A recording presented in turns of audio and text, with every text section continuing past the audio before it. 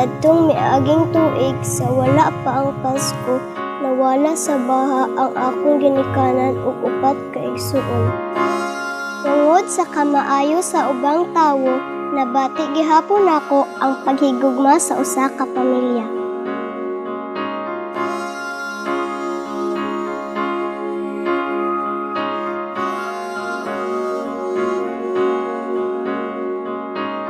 Hindi lang sa langit nandun ang mga bituin. Pag nasilayan ang pag-asa, mata mo rin ay may ningning. Hindi lang sa langit nandun ang mga anghel. May nag-aalay ng kabutihan, hindi mo man hingin. Ang magbigay ng sarili sa isa't isa.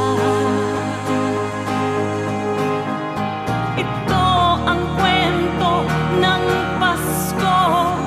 Ito'y liwanag ng mundo.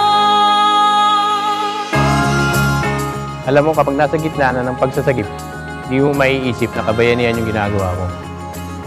Kahit sinong nangangailangan, dapat mong tulungan. Kahit sino, pwedeng tumulong sa kahit na anong paraan.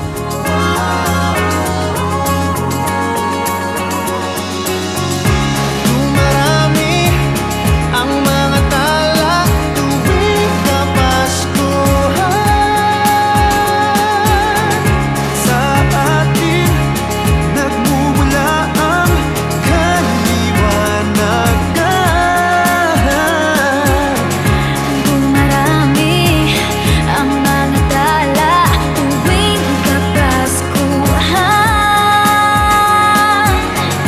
Dalhin natin ang pagpapala sa bawat tahanan.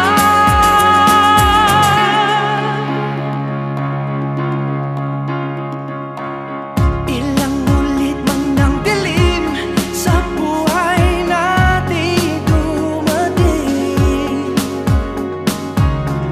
Di papalaw, di mauubos ang mga bituin. Ang magbigay ng sarili sa isa't isa. Ito ang kwento ng Pasko. Ito'y liwanag ng mundo.